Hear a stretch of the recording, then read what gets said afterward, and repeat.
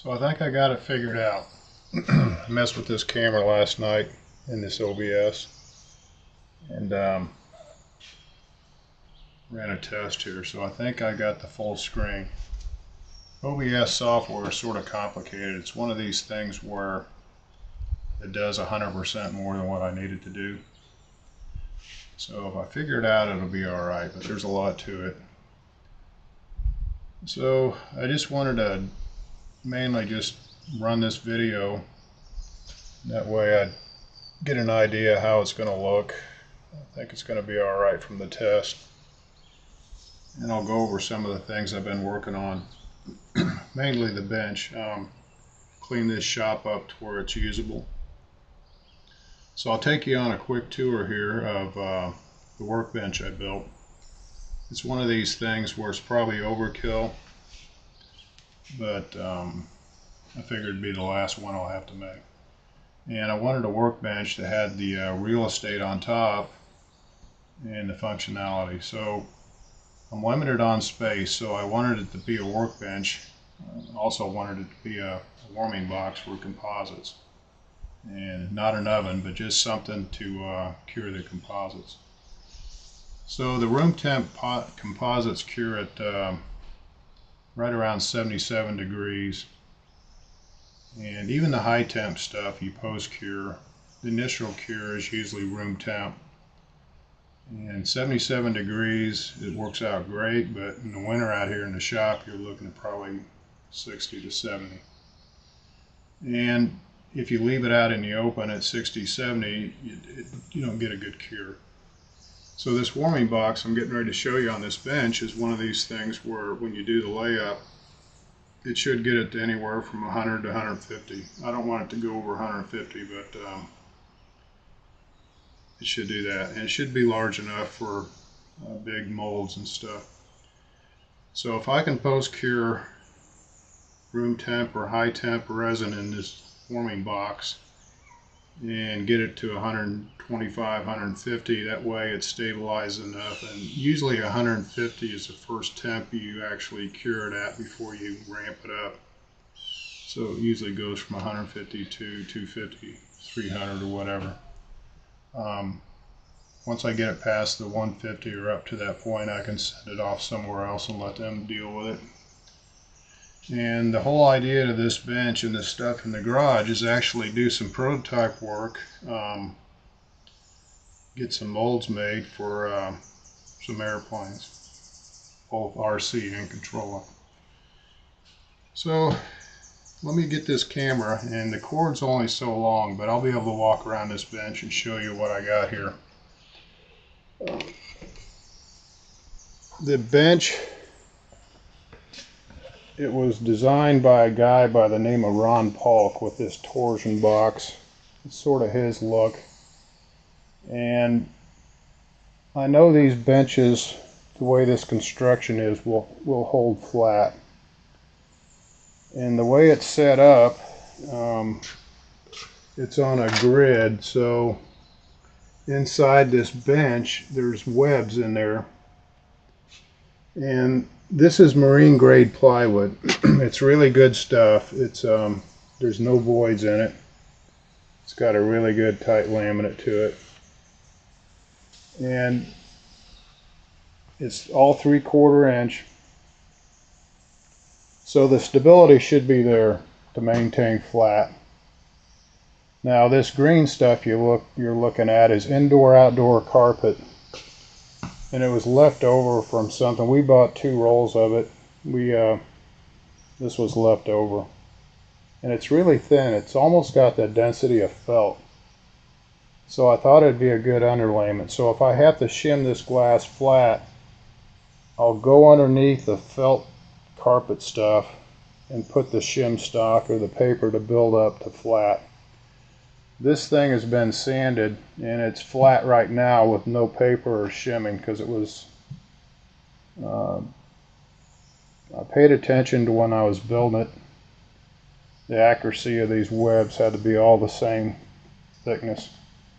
And so far it's flat. So you're looking at 4 foot by 8 foot. Now it comes up a little short over here. the way this will be set up, you're looking at right here where the glass falls short of the edge of the table, and that's by design. So the sanding block will go here right against the workbench, and then I can put my sheeting up on the glass and let it overhang the glass to edge sand. And really, you don't want your glass to be out on the edge anyway. You want it to be shy just a little bit. You don't want to bang it or, you know, get into trouble there. So you can see here, you know, with the glass, it comes, I don't know, probably within 1/4 or 3/8 right here from the edge. So that's an overview of the top, and then the torsion box. Over here, it's set up to where there's going to be, well, there is, it's a vacuum pump. And this vacuum pump set up on a switch with a relay. So this is the pump, of course. It pulls the vacuum in these reservoirs, which are PVC tube. This is a vacuum switch, and it goes into the relay. So it's fused with the relay and an on and off switch. And that way it doesn't run continuous. It's a pump that's made to run continuous, but it's not necessary with what I do. Let's plug this thing in. I'll turn it on. Let's see here. So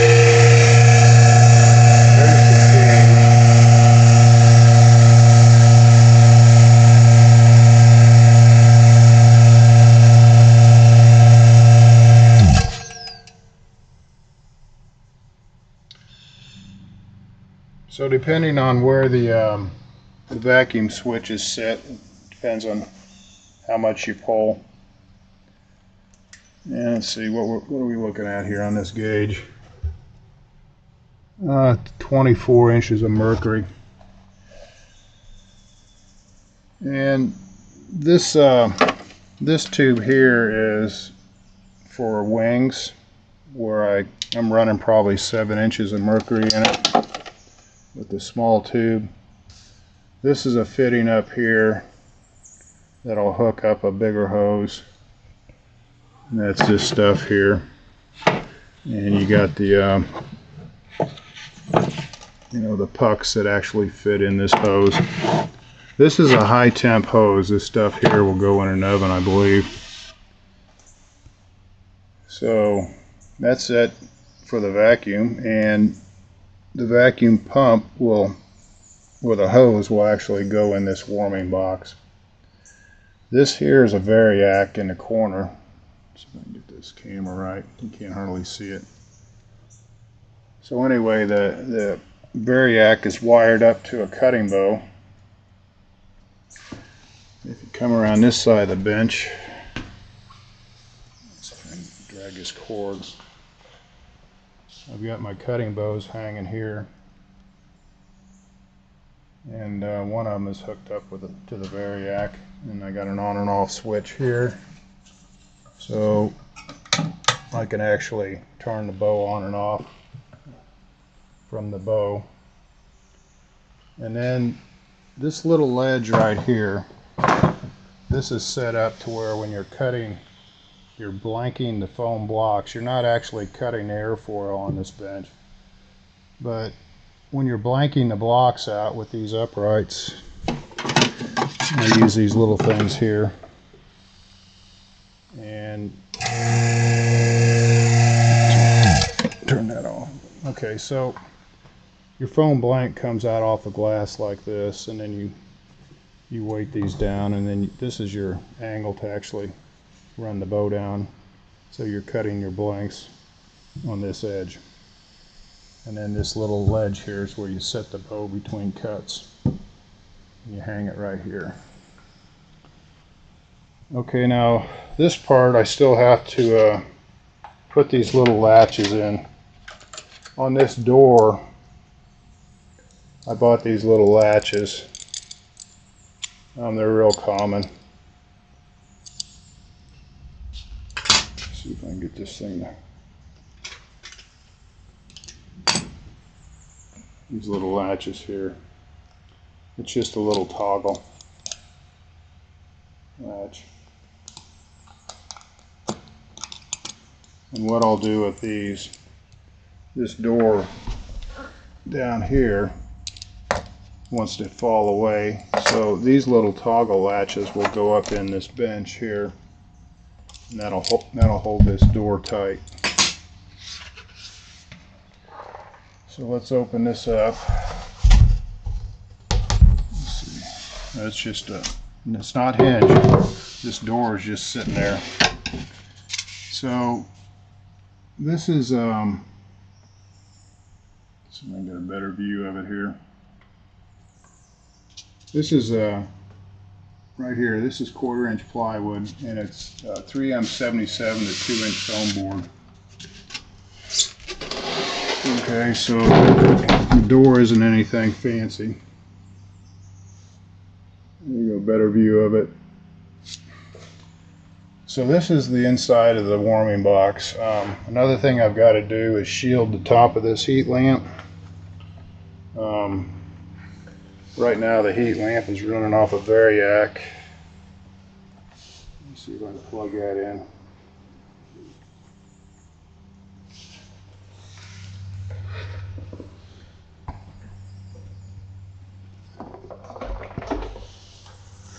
So I'll try to keep it simple here. So there's the heat lamp. So that's full according to the little dimmer switch. Dims it down. So I'll stick a meat thermometer in this thing. That way I can tell how warm it's getting.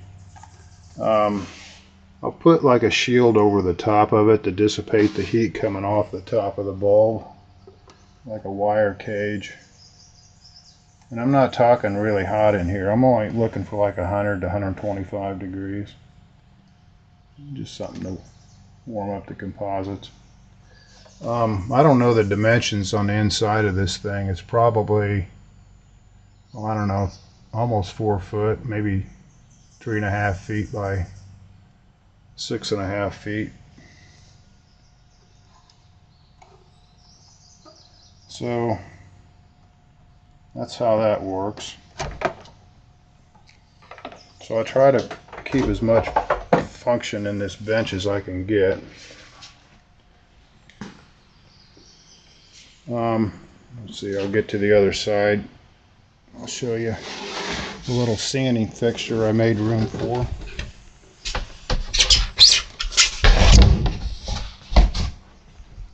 See if my cord will reach. Now over here, I'm trying to utilize the space on this side of the bench. And you probably can't see, it's not enough light over here. But anyway, this right here is a sanding fixture that I bolted to the bench to get it out of the way. Well, it's not bolted to the bench, but I made these little brackets. So this fixture just slides down in there. So when I need to sand or something on a miter, I just pull this fixture out, set it on top of the bench. And these are my clamps up here for the sanding fixture. So this plywood here being 3/4 inch, it helps because you can actually, it has enough structure where you can put stuff on the side. So that's that.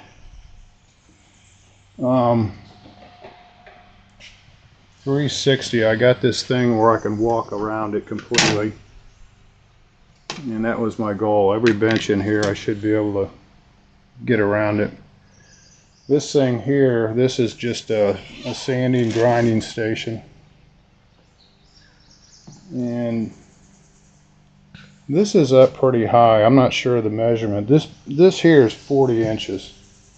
And I made it 40 so I had more room in the warming box. And also with 6'2", the 40 inches it was comfortable for me. So it was designed for what I wanted to use it for, plus my height. This is up here. These tools are up there almost to my top of my gut, but this is where I felt comfortable working. This box is on casters, and they're the same casters that are on this bench right down here. I bought them at Menards. They have grease fittings and they're ball bearings, so they'll take the load. And this is nothing but like a chest with drawers.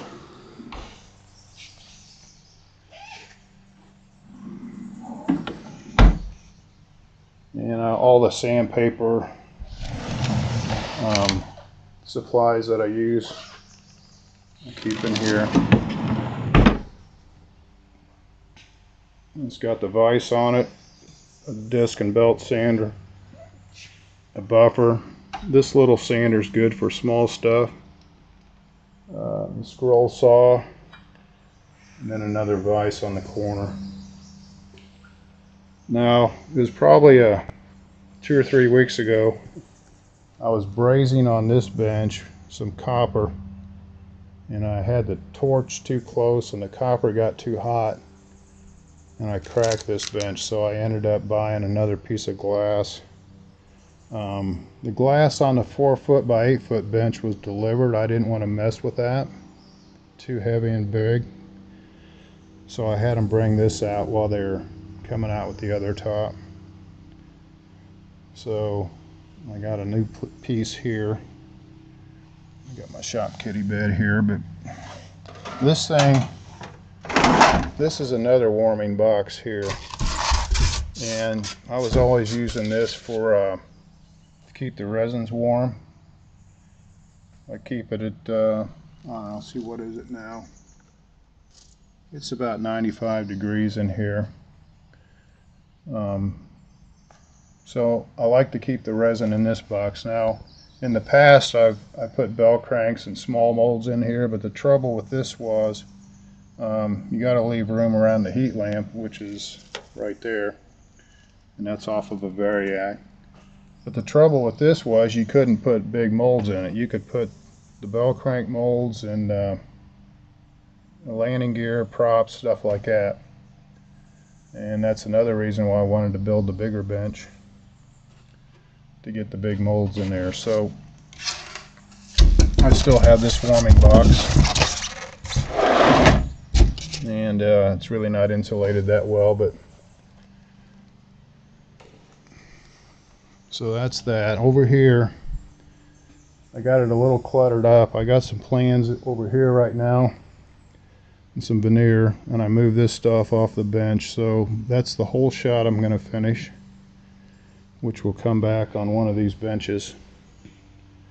And right now it's set up to where I can get to all my drawers, which is a big improvement, even though it's still a little cluttered, but it's workable. Here's the old 30-year-old stunner. I got it in primer. I got to get this thing going. Some old foam wings. These were up in storage up on the shelf there. Different things. Now, one of the things I did on this foam cutter, which I'll explain in depth later, but this foam cutter, the way this door worked, once this door started to fall to make the cut, the door gets heavier. So what I'd do is I'd actually hold the door like this as it fell to take some of the weight off of it. To compensate for the weight of the door, I put these hinges on. These are Rockler hinges. Rockler sells them. They're like 40 bucks a piece, but they're spring loaded. They've got a resistance to them, and they're made for like toy chests and stuff where you don't want the lid to slam down. So we'll see. I haven't cut a wing with these hinges on it, but the feel of the door is a lot better than it was. So we'll see. I'll go ahead and cut a few wings to see how that works out. Let's see what else here I want to talk about. Not much really. I think over time I'll be doing more streaming out here. I was trying to edit some videos, which I'll still do.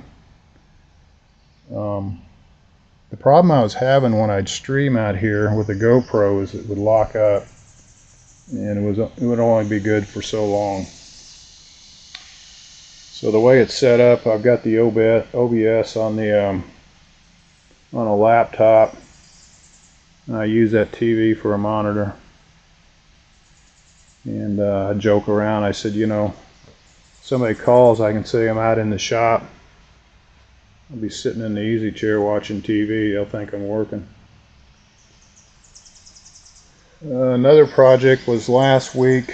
I had a lot of balsa wood stacked up here, and where the TV is, there was another stack of balsa wood there on a rack, and it was sticking too far out to the bench. So I want stuff to go behind the TV, like long stuff, vertically. I got to make a little box to hold all that. The balsa wood that was on a rack sticking out where the TV is now up here. I built this cabinet, and super heavy. I had a neighbor come down here and help me hang it.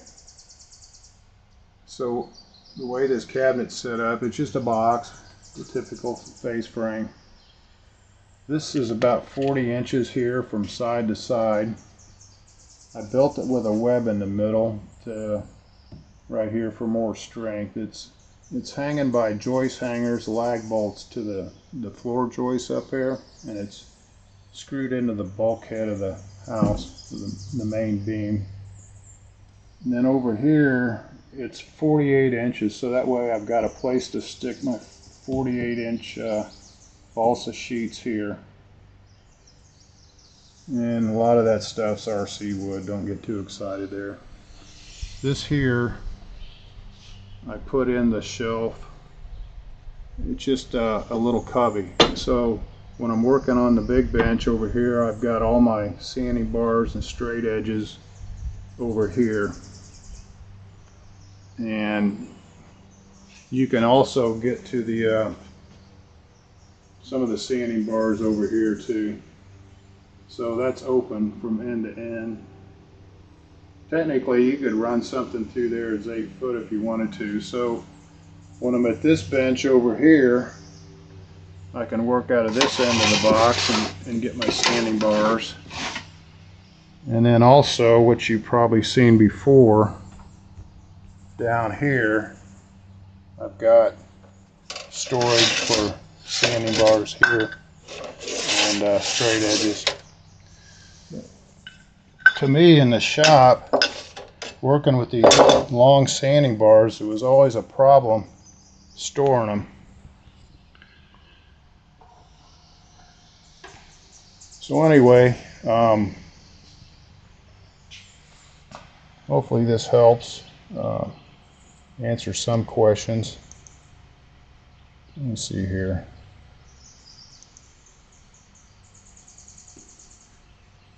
Okay, yeah, the live chat here.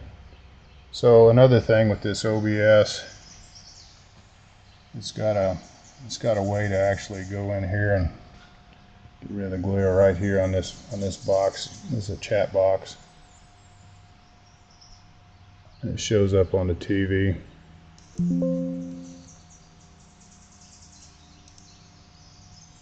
So that's how it all works.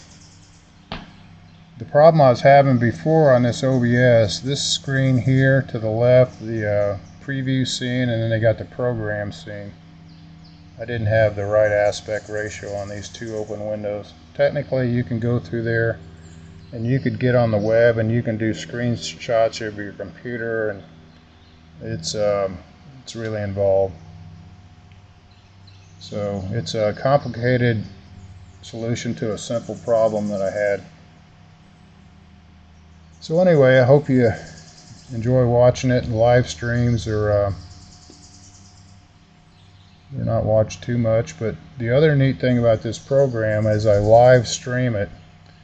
it's doing two things. It's obviously it's live streaming on YouTube, but it's also going to the hard drive. So I can pick and choose where I want to store this on my hard drive. So I can go back on this video and run it through an editor and make shorts out of it, or just make a video that's a little bit more streamlined. So that's it for now. The next time I turn it on, if this thing looks good, I'll hopefully start making some stuff and go over some building. But it's been enjoyable doing it, and I hope you enjoy following along as much as I've enjoyed making it and figuring it out. So I'll click that. It says stop stream.